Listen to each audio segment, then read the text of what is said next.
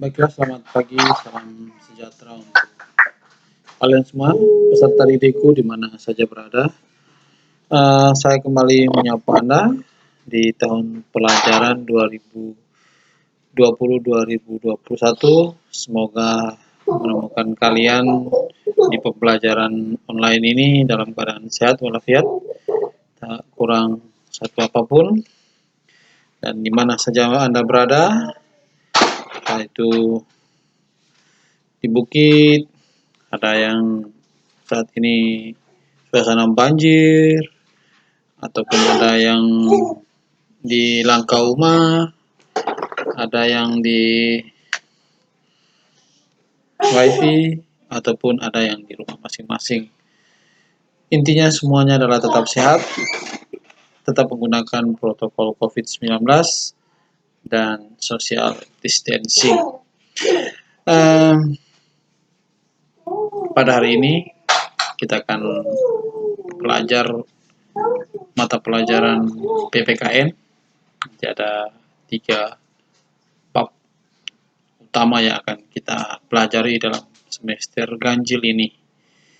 Dari kelas 10 saya sudah mengajar kelas 11 dan mudah-mudahan di kelas 12 ketemu lagi. Ya, tidak ada yang bisa menghindar dari Pak Iman. Baik, kita lanjut pada materi bab 1, yaitu tentang hak asasi manusia dalam perspektif Pancasila. Anda bisa melihat gambar ini. Ini adalah salah satu contoh kemerdekaan mengemukakan pendapat. Salah satu contoh, ini debat kandidat calon ketua dan wakil ketua OSIS yang memang hampir setiap tahun kita melaksanakan debat dan pemilihan. Semoga di tahun ini juga akan kita laksanakan secara langsung setelah pandemi ini berakhir. Dan kalau memang belum berakhir, nanti kita akan bisa menggunakan aplikasi e-voting sehingga pemilihan ketua OSIS ini tetap masa baktinya hanya 1 tahun. Jadi giliranlah nanti di kelas 11 dan kelas 10 yang menjadi pengurus OSIS pada tahun pelajaran ini. Siap-siap, khususnya kelas 11 yang menjadi ujung tombak kita pada tahun pelajaran ini. Ini adalah salah satu contoh gambar kebebasan menyampaikan pendapat menjadi salah satu bentuk hak yang melekat pada setiap manusia. Apakah banyak hak kebebasan yang mengungkapkan pendapat yang melekat pada setiap individu? Tentu banyak. Bagaimanakah pelaksanaan hak asasi manusia di Indonesia? Ya, mari kita lihat. Ya, ini adalah tujuan pembelajaran kita, khususnya pada materi hak asasi manusia.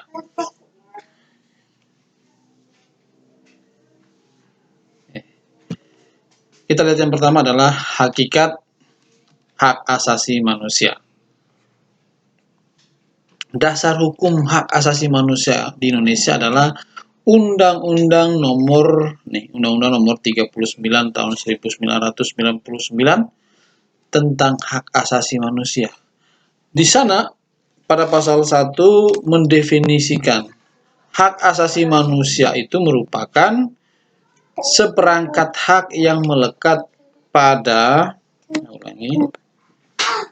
seperangkat hak yang melekat pada hakikat dan keberadaan manusia sebagai makhluk Tuhan yang Maha Esa dan anugerahnya yang wajib dihormati, dijunjung tinggi, dan dilindungi oleh negara, hukum pemerintah, dan setiap orang demi kehormatan serta perlindungan harkat dan martabat manusia.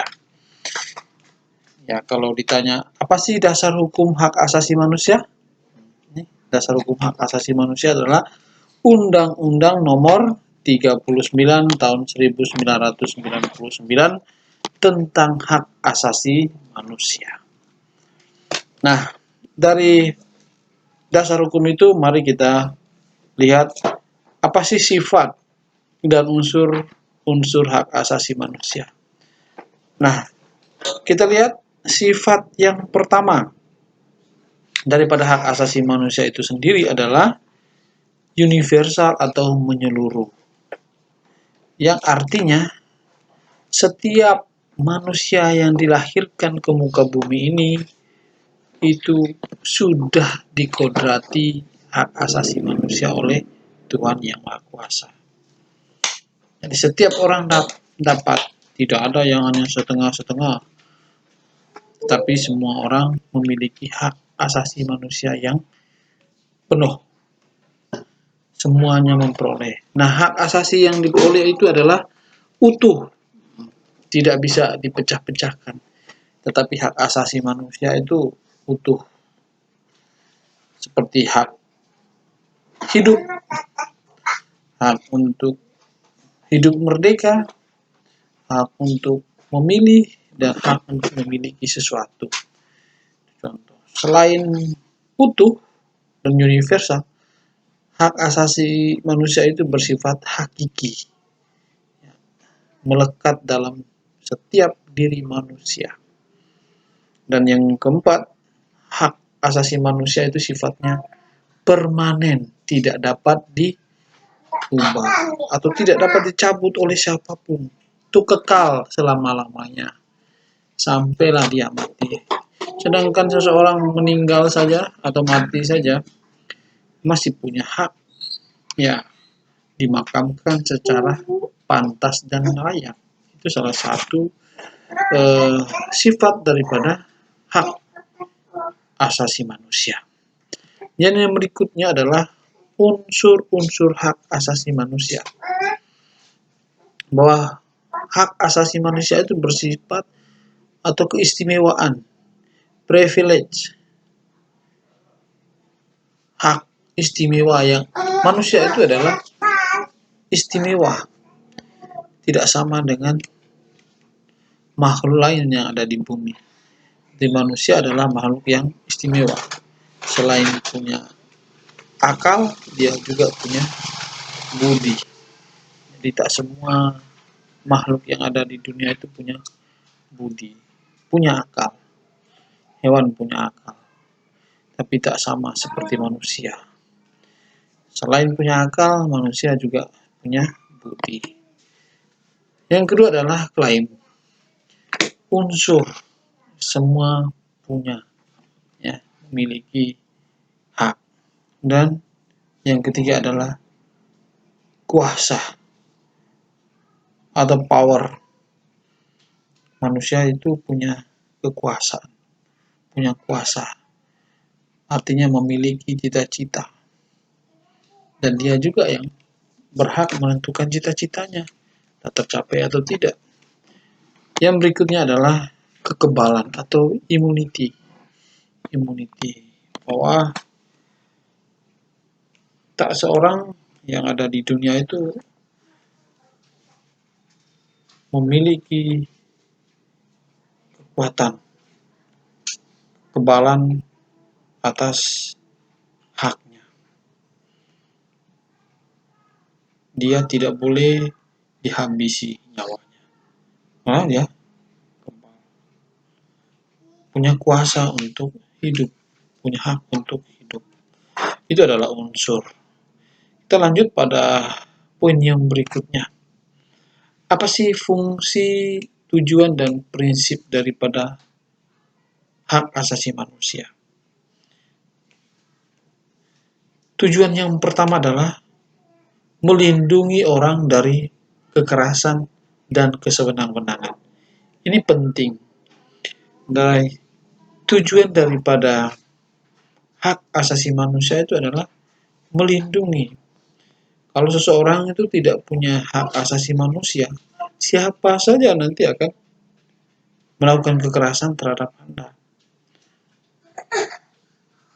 Ya, contoh, hak kita untuk diperlakukan secara adil, tidak merasa didiskriminasi, ya, atau tidak dilecehkan. itu adalah bagian daripada tujuan daripada hak asasi manusia.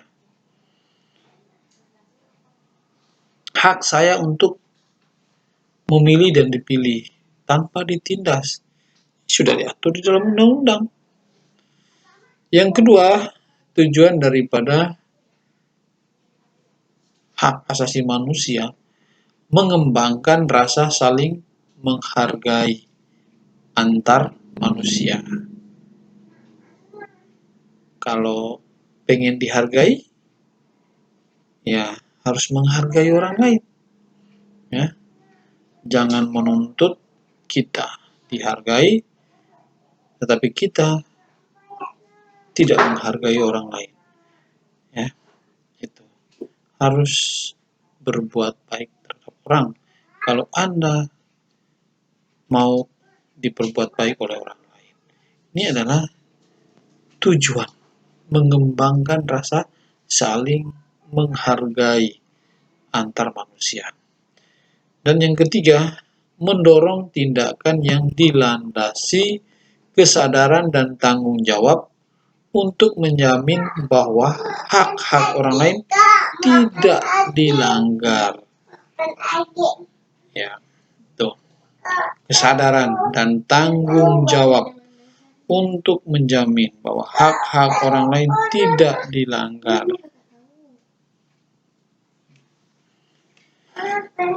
Kita lihat yang berikutnya adalah fungsi. Fungsi daripada hak asasi manusia membuat pemegang hak menjadi lebih berdaulat, memperluas kepentingan.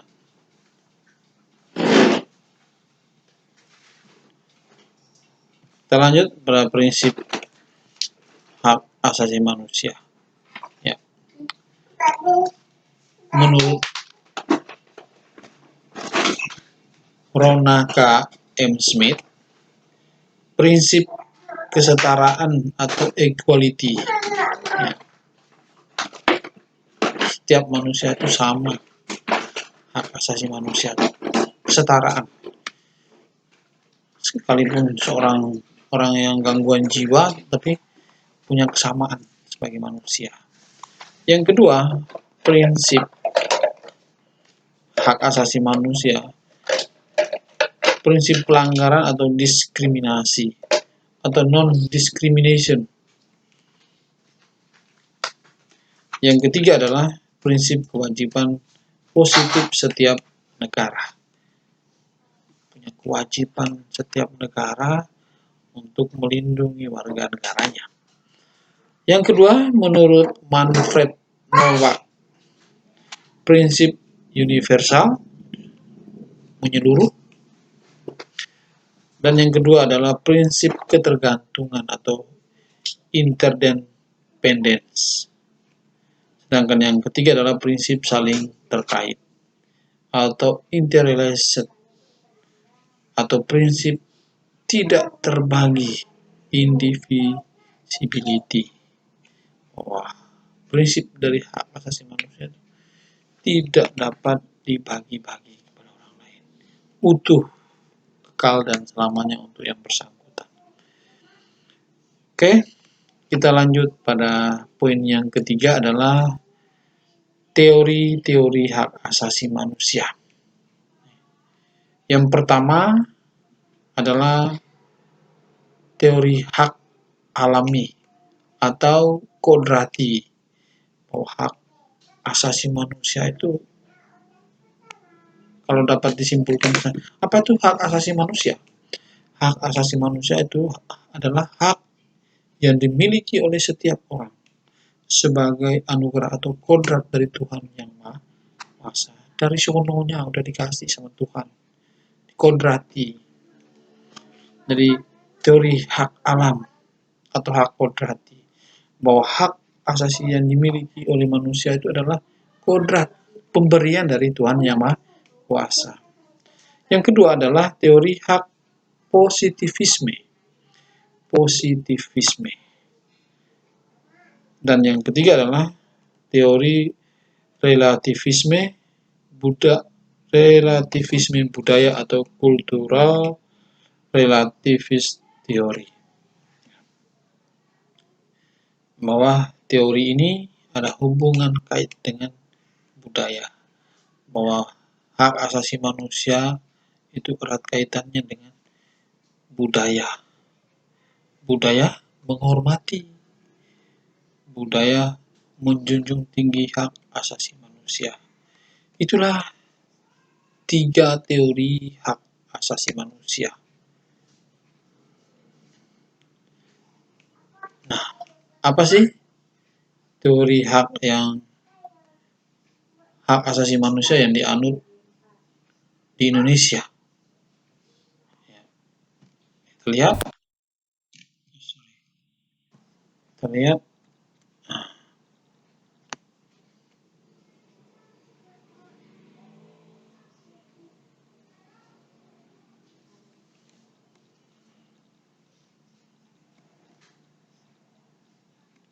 Oke. Pertanyaannya, apa teori hak asasi manusia yang dianut oleh bangsa Indonesia? Ayo. Berarti teori hak asasi manusia yang didasarkan pada Pancasila. Oke, kira-kira begitulah materi tentang teori hak asasi manusia dalam perspektif Pancasila. Jadi ditanya teori apa? Teori HAM yang dianut di Indonesia ya. Teori yang berdasarkan pada Pancasila. Baik, demikianlah kurang lebih materi yang Bapak sampaikan pada pertemuan pertama ini. Semoga pada kalau berdasarkan jadwal kita akan ketemu lagi pada hari Jumat untuk mata pelajaran PPKN. Pada mata pelajaran PPKN pertemuan kali berikutnya Bapak akan memberikan tugas lah. Ini sambil mereview kembali pelajaran yang sudah Bapak sampaikan, materi dalam bentuk slide melalui aplikasi Medicam, dan semoga bermanfaat buat Anda. Jangan lupa belajar, tetap sehat. Semoga pandemi virus corona ini cepat berlalu dan kita boleh kembali ke sekolah tatap muka biar kegiatan pembelajaran lebih efektif kembali. Selamat pagi dan sampai jumpa.